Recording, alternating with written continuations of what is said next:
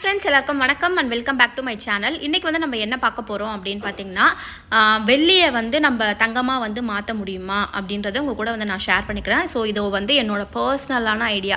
அதை வந்து உங்கள் கூட ஷேர் பண்ணுறப்ப நீங்களும் வந்து உங்களுக்கு ஏற்ற மாதிரி எதனா வந்து ஐடியாஸ் வந்து கிடைக்கும்.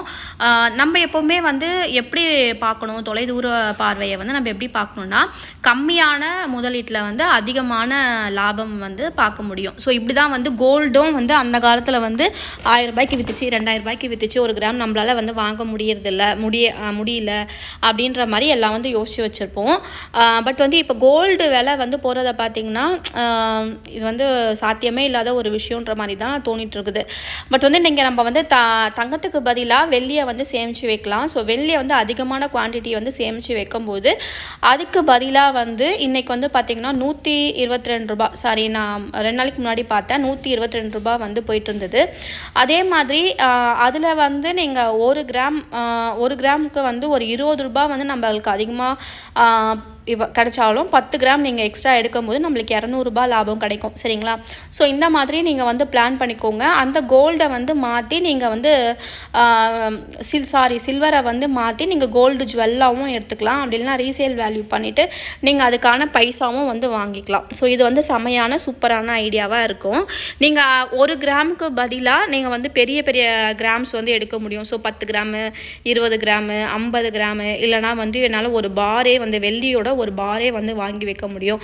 ஒரு 10,000க்கு நான் ஒரு பார் வந்து வாங்கிடுவேன் அப்படின்ற மாதிரி நீங்கள் யோசிச்சிங்கன்னா ரொம்பவே வந்து நம்மளுக்கு பெனிஃபிட்டாக வந்து இருக்கும். நீங்கள் வேணால் ட்ரை பண்ணி பாருங்கள். ஸோ நானும் வந்து வெள்ளி வந்து அந்த மாதிரி எடுத்து வைக்கலாம் அப்படின்னு வந்து யோசிச்சிருக்கேன். ஸோ பெரிய அமௌண்ட்டு, பெரிய குவான்டிட்டி, ஒரு 50 கிராம் வந்து நான் வாங்குகிறேன். ஸோ 1 ரூபா வந்து இன்க்ரீஸ் ஆகட்டுமே, 50 ரூபா நம்மளுக்கு ப்ராஃபிட்டபிள் கிடைக்கும். ஸோ 1 கிராம் 1 ரூபா அப்படின்னா 50 கிராமுக்கு நீங்கள் கால்குலேட் வந்து பண்ணிக்கணும். ஸோ இது மாதிரி தான் வந்து நம்ம ஒரு சில விஷயங்களை வந்து பிளான் பண்ணி பண்ணணும். ஸோ கோல்டில் இன்வெஸ்ட் பண்ண முடியல அப்படின்னாலும் நம்மளுக்கு சில்வர் வந்து ஆப்ஷனலாக வந்து கிடைக்கும். சரிங்களா? ஸோ நான் வந்து என்னோடய எக்ஸ்பீரியன்ஸில் நான் என்ன பண்ணிட்டேன், இப்போ முன்னாடி காமிச்சேன் இல்லைங்களா, அந்த வெள்ளியெல்லாம் வந்து கொஞ்சம் வேஸ்ட்டாக இருக்குது, அதை மாற்றிட்டு நம்ம கோல்டு காயினாக வந்து எடுத்து வச்சுக்கலாம் அப்படின்ற மாதிரி தான் நான் பிளான் பண்ணியிருந்தேன். பட் வந்து அவங்க ஜிஆர்டியில் மட்டும் போய் கேட்டிருந்தேன். அவங்க என்ன சொல்லிட்டாங்கன்னா, இதை நீங்கள் எக்ஸ்சேஞ்ச் பண்ணி காயினாக வந்து எடுக்க முடியாது, வேணால் வந்து நீங்கள் ஜுவல்லாக வந்து எடுத்துக்கோங்க அப்படின்ற மாதிரி சொல்லிட்டாங்க. ஸோ ஜுவல்லு வந்து எனக்கு செய்கூலி சேதாரம் கொடுத்து அதை இதுலேயும் வந்து கழிச்சு நிறைய வந்து வெள்ளி வந்து கழிப்பாங்க.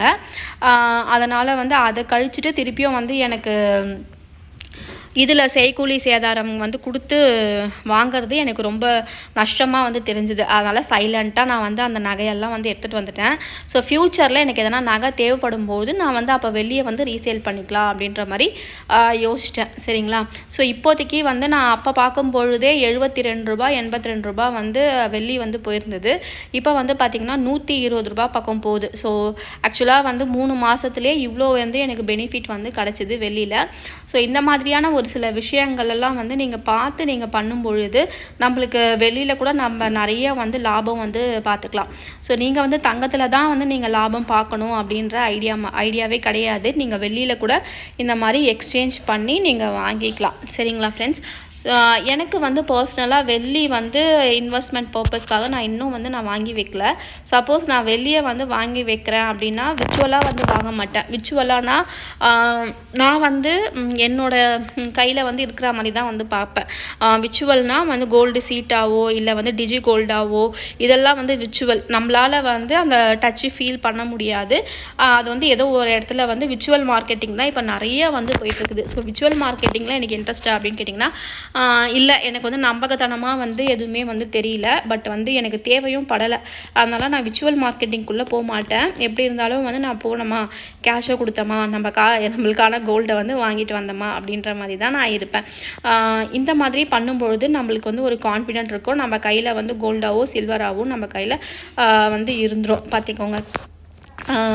நான் வந்து சின்ன அமௌண்ட்டாக வந்து வாங்கினாலும் அந்த மாதிரி வாங்க வேணாம் அப்படின்றது வந்து என்னோட நிறைய வந்து கருத்து.